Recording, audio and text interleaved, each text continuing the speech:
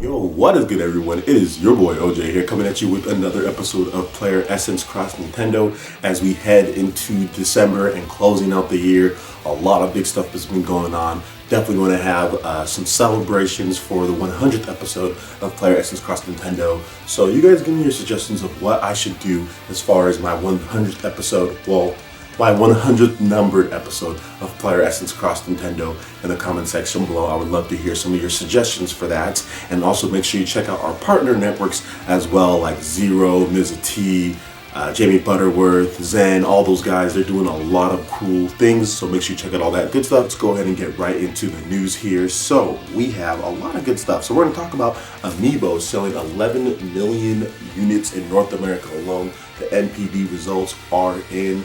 And Nintendo really didn't have much software news to talk about. Really, the top 10 was just like Call of Duty, Assassin's Creed, NBA, all that stuff that you would expect. Fallout was there. Tomb Raider didn't make it, but we'll talk about the top 10 in just a bit. But yeah, 11 million Amiibos sold in North America alone. As far as that came out from the NPD, so that's pretty good. At first we thought it was 11 million Wii U's sold worldwide, but no, Nintendo said no, it's just 11 million Amiibos sold. So I'm pretty sure Nintendo's already sold over 11 million, but they just didn't feel like announcing it at that point. So yeah, pretty cool stuff. Amiibo is a big hit, obviously. If it sold 11 million units in 1 year, that is quite the 11 million units in North America alone in 1 year. Obviously, Amiibo is here to stay for the moment, and it's going to be interesting to see what Nintendo does going forward for Amiibo, this whole Amiibo craze and all that, because it's crazy. So yeah, that's really all I have to say on that. So let's go ahead and move on to the next bit of news here. We'll get back to the top 10 NPD. We're gonna spread it out a little bit. Shin Megami Tensei Crossfire. They had a new trailer, and I would have some lovely footage to show for you guys, but Nintendo be claiming that stuff, so you're not going to see that. You're just going to see some screenshots or just my mug talking about it. So Shin Megami Tensei Crossfire, that is coming out not this upcoming week. It's the following week. It's like right before Christmas. That game is coming out. I think December 26th in Japan. We do not know when this game is coming out here in North America. I'm guessing it's going to be a summer or later release. I think they're going to take their sweet time localizing it, just because they did the same thing with Xenoblade Chronicles X, and that's what Nintendo's been doing with various Japanese games. Fire Emblem, especially games like with a ton of text. Fire Emblem, Bravely Default, Bravely Second, they just take forever to translate like this stuff. And look, I don't want to hear the people saying, oh well, it does take that long. Look, hey, Lost Odyssey launched in Japan in like the fall, and then it came out like February of like following, like it's like December release in Japan. So I know that was Microsoft a long time ago, but still, it can be done. It can be done to get these translations done a little bit faster. But anyway, regardless of that, I'm really still looking forward to this game. I hear a lot of people complaining about it, which is like, why? You need more games like this on the Wii U. The Wii U has a lot of other types of games, like platforming games and stuff like that, but it needs more RPGs. So I am open and welcome to any RPGs, especially from a quality developer coming to the Wii U system, obviously. So I can't wait to play this game in 2016. All right, moving on to the next story. And speaking of RPG, Xenoblade Chronicles X for the Wii U tops the Wii U eShop charts. I'm really happy about this one here. Xenoblade Chronicles X is obviously one of my favorite games, like released on the Wii U. I think it's one of the best games, if not the best game released on the Wii U this generation. I think I'd probably give the nod to Smash Bros. Kinda. Smash Bros. Bayonetta 2, Xenoblade Chronicles X. It's like one of those three games. I mean, and for other people, some people might be saying like, oh no, Splatoon, Mario Maker, or something else. So it's up to whatever type of games you like. But personally for me, Xenoblade Chronicles X is like, it's finally here and it's so good. And I love the fact that it's leading the Wii U eShop charts. So I bought a digital version myself, along with the physical version, the special edition. If you haven't seen my video, make sure you check that out. But really cool stuff there. Really cool that it's top. It was followed by number 2 was Super Mario Maker. It has Zelda Wind Waker HD, Super Mario World, Ocarina of Time rounded out the top 5. And Fast Racing Neo was 7th, but that's because it didn't really have much time to chart, because these charts are pretty much till like Friday and it launched that day. So I fully expect Fast Racing Neo to be up there, probably in the top 3 next week on next week's chart. So pretty cool stuff there. All right, so let's go. We're gonna move on to the next story here. I'm flipping through. Okay, so we're gonna get back to NPD. Okay, so the November NPD top 10. Number 1, Call of Duty Black Ops 3. Number 2, Fallout 4. Number 3, Star Wars Battlefront. Number 4, Madden NFL 16. Number 5, NBA 2K16.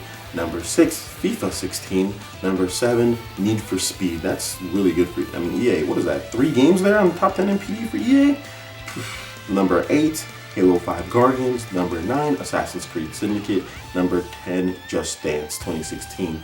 The Wii version being the top selling version, the Wii U version being the second, and then 360, Xbox One, PS4, PS3. So Ubisoft, stop making PS4 and Xbox One versions of Just Dance. They obviously don't want them. They obviously don't want those games, right? I am joking. Anyway, so yeah, no Rise of the Tomb Raider, which was the most interesting thing. Alright, so let's go ahead and we're going to move on to the next topic here, and we've got... Okay, so this one was kind of interesting. We have the new patent display, like a handheld, freeform controller type device from Nintendo. So basically what it is like, you see like this right here, it's pretty much like the controller is like a whole screen. And it's like you can like play the game and stuff like that. I'll have some pictures up. And look guys, this is probably not going to happen as far as with Nintendo's next system. A lot of people are saying, oh, this could be what the NX is. I don't know. Nintendo does all these type of patents because the reason why they do all these type of weird patents is that just in case if they do use something that they don't get sued out the wazoo, because Nintendo always be getting sued for stuff. You guys saw it with the DS, you saw it with the Wii, you saw it with even with the Wii U and with the Nintendo 3DS. They have been sued for like all of their systems pretty much since like the 7th generation. They've just been getting constantly sued over and over and over. So it's very important for Nintendo to patent every single idea that they have, because for 1 minute if they don't do something like that and then they come out with something like, okay, this is a design that we have, somebody's going to sue them for something. So that's the reason why Nintendo comes out with so many patents. Not necessarily because they're going to use all this crazy stuff that's being patented, but just because it's like, we need to patent this stuff just in case if we do use something or something like it, you know, we are protected, you know. So that's really what this is. And you can get more info as far as the freeform display and the device and all that. I mean, it looks it looks kind of freaky from the stuff here, but it's all good. We'll see what comes of it. I think they might use bits and parts to kind of piece together the whole system as far as with the NX, but I don't think the NX is going to be as crazy or as complicated as people are making it out to be. Like, we don't know. I think it's going to be a system. It's going to be a family of systems. That's what I think it's going to be. I don't think it's going to be anything, you know, out there. But hey, that's just me speaking. So let's go ahead and let's move on to the next topic here. I think it's time to move on to the next topic. Okay, so Bravely Second, that game is launching in Japan. Bravely Second End Layer, no, not Japan. It's already out in Japan. Bravely Second End Layer, February 26th in Europe. So in Europe, you're gonna be able to pick up that game February 26th. It's a really good game. From everything that I've heard, it sold, I think it sold like near 200,000 copies in Japan, or like 150-ish. So not bad for Bravely Second, and hopefully it's gonna pick up some more sales in Europe. And then we don't know the time that it's gonna come out here in North America. It's probably gonna be like an April release, because February is Fire Emblem. And you definitely don't wanna launch Fire Emblem and Bravely Second in the same month. That's not good for sales. All right, so that's that. So let's go ahead and we're gonna move on to the next topic here. Okay, so Steam World Heist, Steam World Heist. This game is pretty good. 91.11 average on game rankings when I first reported this. All right, the game is at an 87.69% right now at this point, so that's still pretty good. And yeah, the developers, Image Informed, they're really good people. I've spoke with them a couple of different times, and I'm really excited to get my hands on Steam World Heist. I just want to play the console version. So it is coming out on Wii U, PS4, Xbox One, and PC, and I think PS Vita sometime soon, if not like early next year. I'm not exactly sure, so when I figure that out, I'll let you guys know. But anyway, good stuff if you're looking for a 3DS game to play, because this one's pretty good. All right, next bit of news, we have Pokken Tournament. Pokken Tournament. We're gonna be kicking some Pokemon butt, yes, with Sceptile. Sceptile has been revealed for Pokken Tournament. That's coming to Wii U this spring, so sometime April, May-ish. So pretty good stuff. I mean, there's also been some new support characters. Electrode, which will be interesting to see, and Farfetch'd have also been revealed as support characters. So that's gonna be fun. I think it's gonna be fun. Coming in like Farfetch'd, swooping in and like smacking someone with that stick that he has. That's pretty cool. Electrode rolling in and blowing something up. So that's pretty crazy. I'm looking forward to using Sceptile, because Sceptile is actually one of my favorite Pokemon. I'm really looking forward to fighting with Sceptile, and I'm looking forward to using Farfetch, because Farfetch is a stupid looking Pokemon, but he has a cool stick, and that'd be cool to smack someone with that stick in Pokken Tournament. So I'm looking forward to smacking people with sticks online in Pokken Tournament, because my team is going to be Farfetched, and it's going to be Sceptile. Those are what I'm going to be rolling with. So look forward to getting leak slapped to a Wii U near you. So alright, so that's pretty good there. So let's go ahead and move on to the next bit of news here. And that is Minecraft is coming to the Wii U. Yay! It's like 10 years late, but it's still there. So Minecraft's coming to the Wii U. You know, if this was like a year ago, then I would have been like, okay, cool. But you know what's really interesting about this whole Minecraft thing? Like, Nintendo enthusiasts, they actually pointed this out. If it wasn't, I think it was last year, or it might have been the year before. I think it's last year. They had like, oh, we have some big news that's coming. Minecraft is coming to the Wii U. Like, we know it's coming to the Wii U. They knew it, and they reported it.